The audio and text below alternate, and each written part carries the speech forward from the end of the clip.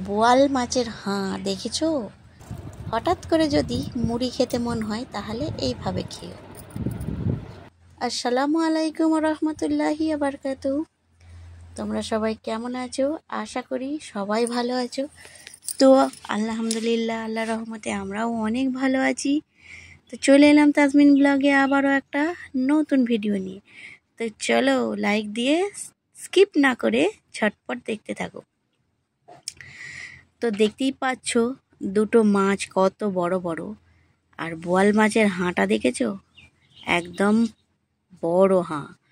আর চারিদিকে দেখো কেমন ওই চোয়ালে যে তিনটে সারি সারি রয়েছে সেগুলো হলো দাঁতে ভর্তি। তো বোয়াল মাছের প্রায় অনেক দাঁত আছে, অসংখ্য দাঁত। দাঁতগুলো আবার ফোল্ডিং সিস্টেম। তো হাতটা দিলে ওইদিকে চলে যাবে, মুখের দিকে ভিতরে চলে যাবে, কিন্তু আসার সময় আটকে যাবে, এমন সিস্টেম। তো যাই হোক, বড় মাছ ধরে এনেছে। তো দেখো দুটো মাছ দেখতেও বেশ ভালো লাগছে। বড় বড় মাছের স্বাদই আলাদা। তো বোয়াল মাছের কথাতেই আছে, বোয়াল মাছের হাঁ চুনো পুঁটি মৌরলা সব পালিয়ে তোরা যা, আড়াল বুঝিয়ে নুকিয়ে পড়িস নাগাল পাবে না।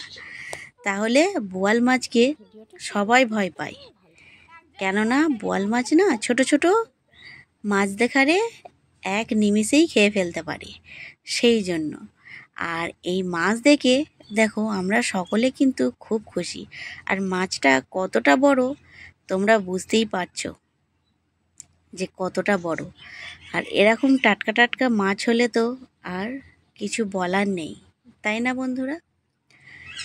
তো যাই হোক, তোমাদের কেমন লাগছে অবশ্যই কিন্তু জানিও, জানাতে ভুলো না। আর কারা কারা এই বোয়াল মাছ খেতে পছন্দ করো অবশ্যই কমেন্টে জানিও। তো আমার মাছ বেচে একদম কমপ্লিট করে আমি চলে এসেছি পরের দিন সকালে। তো তাসমিনের পাপা মাছটা ধরেছিল বিকালবেলায়, তো সকালবেলায় চলে এলাম রান্না করতে। বড় রুই মাছটা রান্না করে নেব খুব সুন্দর করে। আর বোয়াল মাছটা পেঁয়াজ দিয়ে মাখা মাখা করব। তো যাই হোক, মোটামুটি রেসিপি বেশিটাই আমি অফ ক্যামেরায় করে নিয়েছি একটু ব্যস্ততার জন্য। তো দেখো আমার রান্না একদম কমপ্লিট। আজকে খুব মজা করে খাওয়া হবে। তো যাই হোক, রান্না বান্না শেষ করে চলে এলাম জিরে, গোল এবং ধনে নিয়ে। তো বাড়িতে আমি এভাবেই জিরে, গোল আর ধনে মিক্সিতে গুঁড়ো করে থাকি, কেননা এটা ঘরে বানালে না তরকারির স্বাদটা কিন্তু দ্বিগুণ হয়। আর কেনাগুলো অত হয় না। কেনাও রান্না করে দেখেছি, প্লাস ঘরে বানিয়েও দেখেছি। তো সব থেকে বেটার হচ্ছে এই ঘরে বানানো। ঘরে হালকা ফ্রাই করে নিয়ে ঘরে বানিয়ে রেখে দিলে অনেক দিন থাকে। আর 500 জিরে ছিল আর ধনে ছিল 250। তো এটা নিয়েই মিক্সড করে আজকে আমার এই মশলাটা বানানো। এভাবে মশলা বানিয়ে রেখে দিলে অনেক দিন যায়, আর সংরক্ষণ করলেও কিছু হয় না, তো খুব ভালো থাকে। তার স্বাদ গন্ধ একদম সুন্দর থাকে। আর দেখো আমি দুটো কোটোতে একদম রেডি করে ফেলেছি। ছোট কোটোটা হচ্ছে ব্যবহার করা কোটো, আর এটা হলো রেখে দেওয়ার জন্য। তো এটাকে আমি পরিপাটি করে সুন্দর করে রেখে দেবো। তো আমার একদম মশলা কুটে একদম রেডি করে ফেলেছি। তারপরে চলে এলাম সন্ধ্যাবেলায়। সন্ধ্যা হওয়া মানেই কিছু না কিছু খেতে মন চায়। তো হঠাৎ করে যদি কিছু খেতে মন চায়, এইভাবে তোমরা খেতে পারো। তো দেখো আমি পেঁয়াজ কুচি করে নিয়েছি, তারপরে একটু নুন, একটু বিট নুন, পাতিলেবুর রস দিয়ে পেঁয়াজটাকে ভালো করে মাখিয়ে নেব। আর এটা হলো মশলা। আমরা সাধারণত ঘুগনিতে যে মশলা দিই ওই মশলাটা দিলেই হবে, একটা ফ্লেভার আসবে। আর এদিকে কাঁচা লঙ্কা কুচি করে রেডি করে নিয়েছি। আর পেঁয়াজের লেবুটা দেওয়ার কারণ হচ্ছে পেঁয়াজগুলোই খুব সুন্দর টকটা মিশে যাবে সেই জন্য।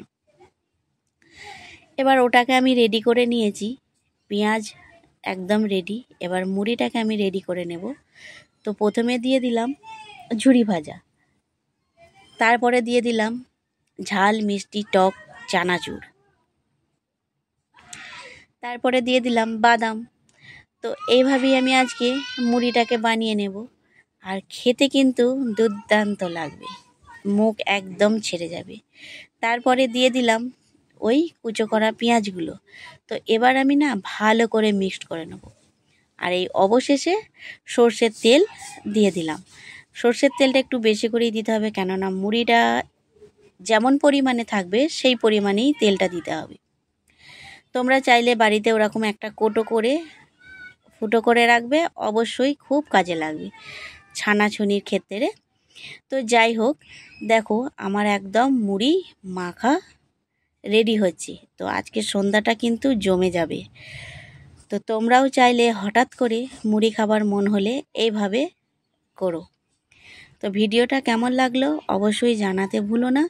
ভালো লাগলে অবশ্যই লাইক, সাবস্ক্রাইব, কমেন্ট এবং শেয়ার করে দিও তোমার বন্ধুদের সঙ্গে, তাহলে তারাও দেখতে পাবে।